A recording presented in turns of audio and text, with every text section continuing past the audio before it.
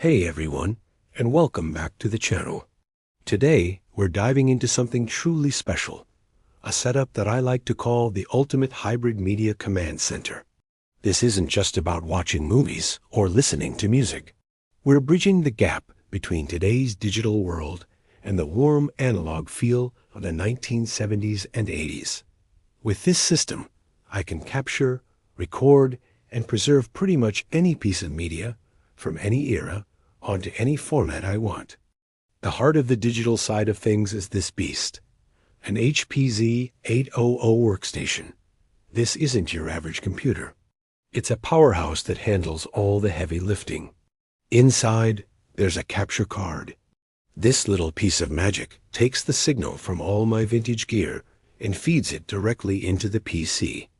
This means I can capture my Atari gameplay or a rare streaming concert and then edit it digitally. And once I have that footage, the Z800's DVD burner lets me create permanent, physical digital copies. It's the modern brain for my analog soul. Simultaneously, onto 4 different physical formats. Yes, you heard that right. I can take a show from Netflix, route it through the system, and record it straight onto a VHS tape. At the same time, I can take the audio output and send it to my Akai X150D reel-to-reel recorder. This is perfect for capturing that incredible analog warmth from a digital stream. Want a mixtape? No problem. The realistic SCT-74 cassette deck is ready to dub audio directly from any web source. And while all this analog recording is happening, the HPZ 800 is busy burning a high-quality digital backup onto a DVD. It's the ultimate archival machine. So how do we experience all of this? Let's talk about the audio and visual setup. For visuals, everything is displayed on this massive 27-inch RCA commercial CRT television from the 1980s. You just can't replicate that classic scanline look on a modern flat screen. It gives everything, even new content, a beautifully nostalgic feel. For audio, the central hub is this gorgeous early 70s Lloyd's Electronics 4-channel receiver. The audio signal from the PC first runs through a realistic 12-band equalizer, letting me fine-tune the sound before hitting the receiver. This then powers 4 realistic Solo 103 speakers placed around the room, creating this incredible, room-filling vintage surround sound. It is an immersive experience, whether I am playing a 1970s Atari game or listening to a brand new album streamed from the web.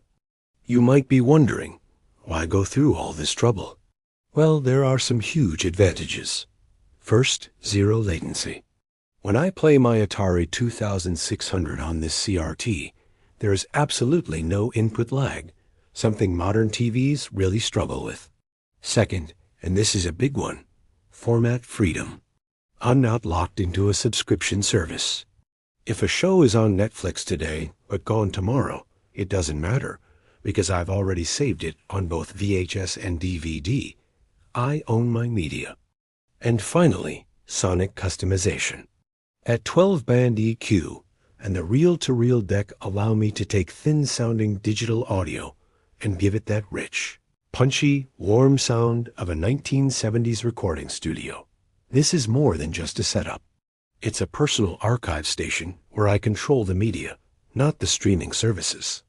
Let's get a little more technical and talk about the signal path, the magic that holds this whole system together. Without it being a nightmare of unplugging and replugging cables is a pair of old-school Radio Shack selector switch boxes. These are the unsung heroes of the command center. First, I have an Archer stereo audio selector. This box manages all my video inputs. I can instantly switch between the VCR, the DVD player, the Atari 2600, and my modern streaming boxes.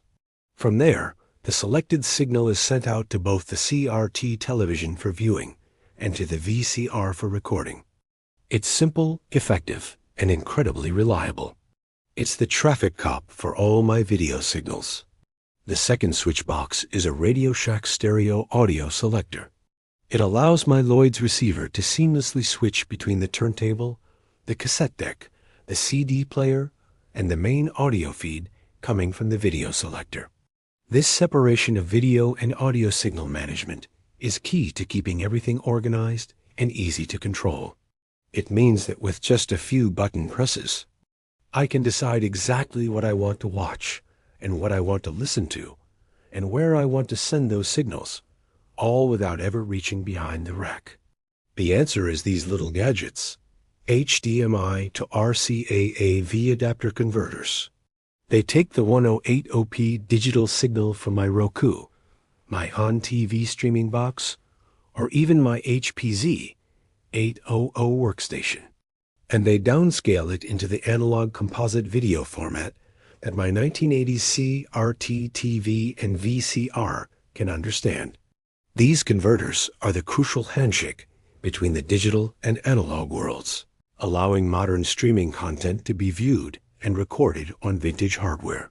So, what can this system actually do? It's a master archiver. Let's run through a few scenarios. Say I'm watching a series on Netflix or a concert on YouTube. I can archive it to VHS tape, burn it to a DVD, and record the audio to either cassette or reel-to-reel tape. If I'm having a retro gaming night on the Atari 2600, cassette, or even an 8-track, I can create a pristine digital copy on DVD via the Z800's capture card, or make a high-fidelity analog copy on my reel-to-reel deck. It's about preservation and total freedom. So let's do a quick rundown of all the gear that makes up this command center. The display is the 1980s 27-inch RCA commercial CRT TV. The video sources include an RCA digital to analog converter box for antenna TV, a Roku, an on-TV box, a DVD player, a VCR, and of course, the audio amplification is handled by that beautiful early 70s Lloyd's Electronics 4-channel receiver. The audio sources are a realistic turntable, a realistic CD player, the Akai reel-to-reel recorder, and the realistic cassette deck. We have the realistic 12-band stereo equalizer and the 4 realistic Solo 103 speakers. What I've built here is more than just a collection of cool old gear. It's a robust, fully integrated, and highly customized recording studio that truly honors the legacy of vintage formats while still taking full advantage of modern streaming technology. It's a bridge between decades, a personal time machine for media. It's my way of ensuring that the content I love is mine to keep in the format one chooses forever. This setup is a testament to the idea that old tech and new tech don't have to be enemies. They can work together to create something totally unique and incredibly awesome. Thanks so much for taking this deep dive into my Ultimate Media Command Center with me. I hope it inspires some of you to experiment with your own setups and maybe give some old gear a new life. If you enjoyed this tour, please give the video a thumbs up and don't forget to subscribe for more content like this. Let me know in the comments what you think of this setup or if you have any questions. Until next time, happy archiving.